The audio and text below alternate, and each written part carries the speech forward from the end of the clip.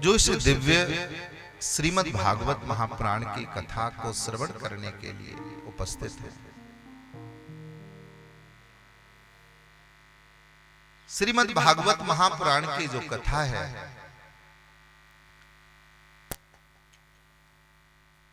ये शास्त्रों के अनुसार सबसे बड़ा सत्कर्म है।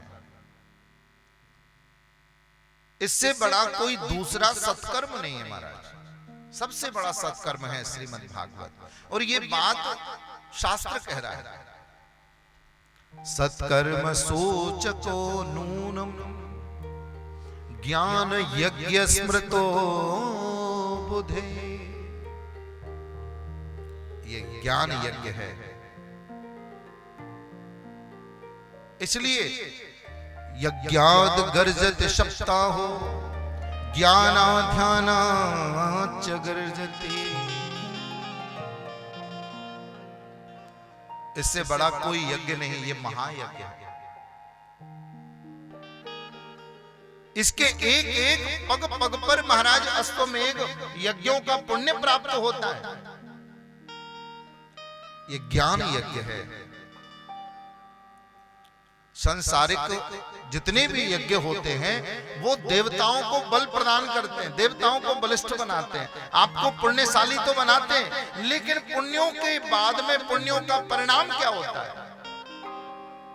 आप उन पुण्यों का क्या करते हो भाई? उसका भी कोई परिणाम होता है। जैसे गाय दूध देती है, अब दूध से हम दही बना लेते हैं। अब दही के बाद भी कुछ बन सकता है? बोले हाँ जी, दही को मथ के माखन निकाल सकते हैं। बोले उसको मथनेंगे तो उसमें से भी कुछ निकलेगा? बोले नहीं, उसमें से कुछ नहीं निकलेगा, वो तो अमृत है। ऐसे ही संसार के समस्त ग्रंथों का मंथन करके, संसार के समस्त धर्मों का मंथन करके, संसार के समस्त कर्म कांडों का मंथन करके, यज्ञों का मंथन करके परम भागवत भगवान वेदव्यास जी महाराज ने परम मंगलमयी से दिव्य श्रीमद् भागवत की रचना की और संसार को एक महापुण्य से अवगत कराया। इससे बड़ा सत्कर्म कोई दूसरा नहीं। अभी आप कथा के माध्यम से इस बात को सुनेंगे। जब भक्ति माता के दो पुत्र ज्ञान और वैराग्य वृद्धा अवस्था में यमुना के किनारे पर पड़े हुए थे, भक्तिमती माता भक्ति माता रो रही है। चारों तरफ माताओं ने झुंड बना रखा है, सांत्वना दे रही है, देवी चुप हो जाओ, चुप हो जाओ। और उस समय वहां पर नारद बाबा का आगमन हुआ संयोग से। नारद बाबा को देखते ही भक्ति महारानी ने हाथ जोड़ करके निवेदन किया,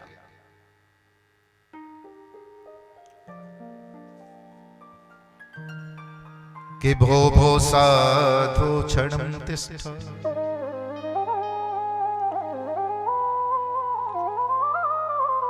मज्जिन्तामपि नाशय दर्शनम् तव लोकस्य सर्वथा गहरम परम। देखिए प्रसंग बहुत सुंदर है, आप सुनिए ध्यान से। एक माता जिसके दोनों पुत्र बीमार हैं और इतने बीमार हैं कि वो होश नहीं है, उन्हें रो रही है मां। और माता ने महात्मा को देखा, महात्मा के सामने हाथ जोड़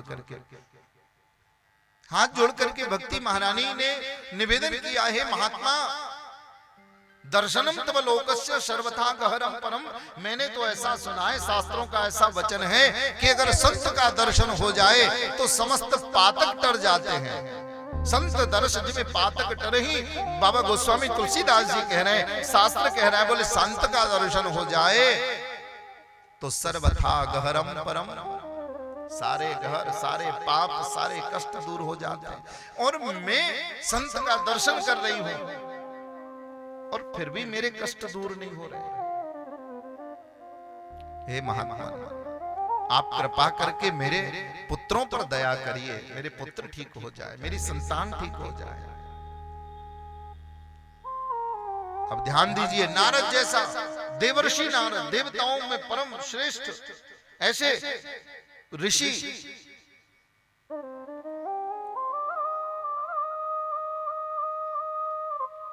नारद कहते हैं, हे माता आप चिंता मत करो, मैं जरूर उपाय करूंगा। और नारद बाबा ने, आप जानते हैं, वेद वेदांत घोषिष्ठ गीता पाठिर्मुहुर्मुहु। ये घटना कब की है? ये घटना है जब कलयुग प्रारंभ हो रहा था। भगवान चले गए थे, भगवान के जाने के पश्चात में उस समय ये लीला कथा कैसे प्रकट हुई इस कलयुग में। देखिए, नारद बाबा ने वेद का पाठ किया, माने दही खिलाई, वेदांत का पाठ किया, घी खिलाया, लेकिन दूध दही घी खाने के बाद में भी बात नहीं बनी।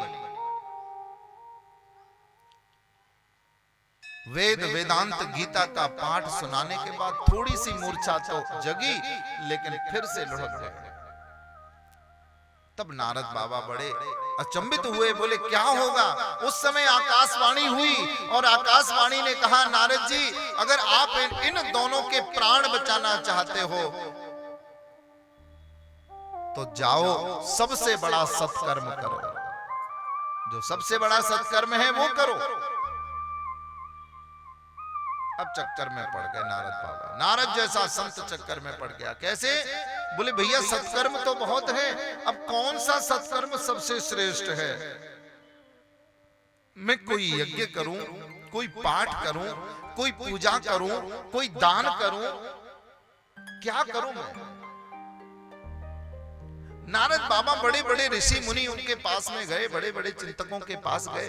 अरे महाराज आप बताओ सबसे बड़ा सत्कर्म क्या है? महात्मा बोले हम भी नहीं जानते। बहुत सारे ऋषि मुनि महात्माओं से पूछा, लेकिन नारद को कोई बता नहीं पाया कि सबसे बड़ा सत्कर्म क्या है। बोले भैया स्वयं नारद बाबा नहीं जानते तो हम कैसे जानेंगे? और उस समय नारद बाबा को बद्री का आश्रम जाना पड़ा। बद्रीनाथ धाम चले गए और बद्रीनाथ धाम में जहां पर भगवती माता सरस्वती की धारा प्रवाहित होती है, ऐसे शम्या प्रास में जहां भगवान वेदव्यास जी का स्थान है, ऐसे बद्रीनाथ में जहां पर ब्रह्मा जी के मानस पुत्र सनक सनंदन सनातन सनत कुमार चारों भाई दिन रात सत्संग कथा और तप में लीन रहते हैं। नर नारायण की जो ऐसी तपस्थली है, ऐसे दिव्य बद्रीनाथ धाम में नारद बाबा रोते रोते पहुंचे, दुखी मन लेके पहुंचे। भाइयों ने देखा, सनातन सनत कुमारों ने देखा, अरे भैया नारद तू दुखी क्यों है, उदास क्यों है? अरे संत के चेहरे पर उदासी अच्छी नहीं लगती।